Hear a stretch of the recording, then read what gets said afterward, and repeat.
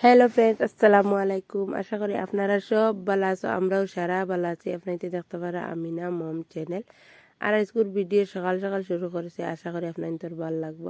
আর আজকের সকাল কোন নাস্তা হইল গিয়া চা আর হইল গিয়া বন্দি বন্দি চা। ঠান্ডার দিন খার খার খাইতে ভাল লাগে কোন জানে, আমার তো বহুত ভাল লাগে। আর ই বনিগো আমার বহুত মজা লাগে খাইতে। আর ইনো আমরা চাও নাস্তা খাইলে করলে আর খরার সরু তারও খানির দিছে তাইনও খাইরা বাদে তাই স্কুলে যাইতা। আর আমরা খাওয়াও অলরেডি শেষ হয়ে গেছে। আর হুরতা আমি রেডি করিয়া খানি চাও খাওয়া শেষ করিয়া আর হুরতার লাগি তারা রেডি করিয়া দিছে। আর গরুর অবস্থা কিতা করছেন তাই যাওয়ার আগে তান স্কুলে দিয়া আমিও বিছানা দৌড় আবার সুন্দর করে বিছাই লেছি, বিছাই উচাইয়া এখন আমি আমার রান্দাত লাগি যাইমু। আর আজকের একবারে সিম্পল খানি, আশা করি আপনাদের ভাল লাগবো। আর ইনো দেখো আমি কিতা বানাই আর উড়ির বিচি ভিজাইয়া থৈছি। উড়ির বিচি এখন খাইতে ভাল লাগে আর কিন্তু চুলাইতে বহুত মানে আমার লাগি ডিস্টার্ব লাগে, আমার বহুত বুড়া লাগে উড়ির বিচি চুলানি।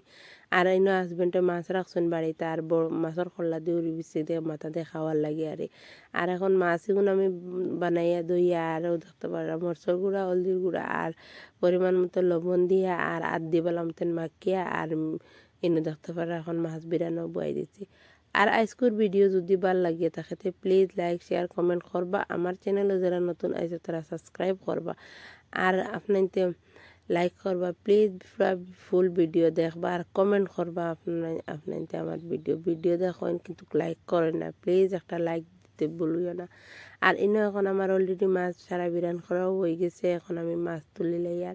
আর মাছ দিয়ে আপনাদের তো কইলাম মাছ দিয়ে উড়ির বিচি দিয়ে রান্ধিমু।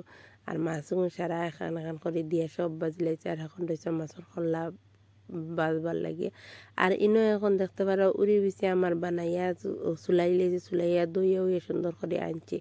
আর চুলাত খেতে লাগে জানি ফর্সার মাঝে বুঝে যাক আন্দাইয়ের মুখ হয়ে গেছে, বেশি রোদ ফড়ায়নি না কিতা হইতে পারি আর না।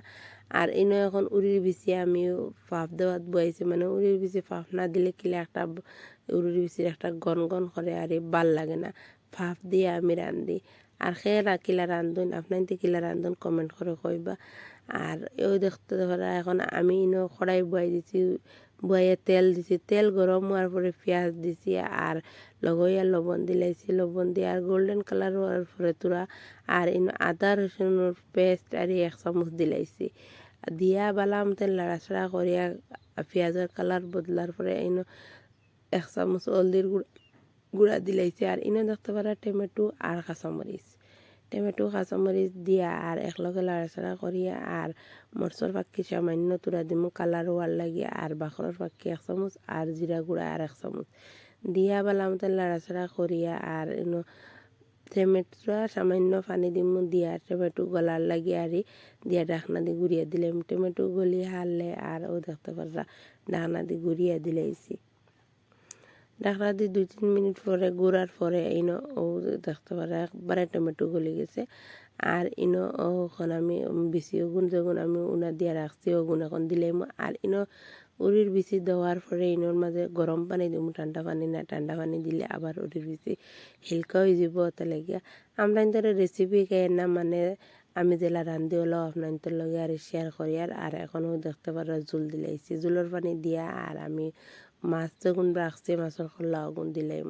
আজকের ভিডিও কিলা লাগছে আপনাদের কমেন্ট করে কইবা। আর ওই দেখো এখন মাছের খোল্লা গুনারি দিলাম।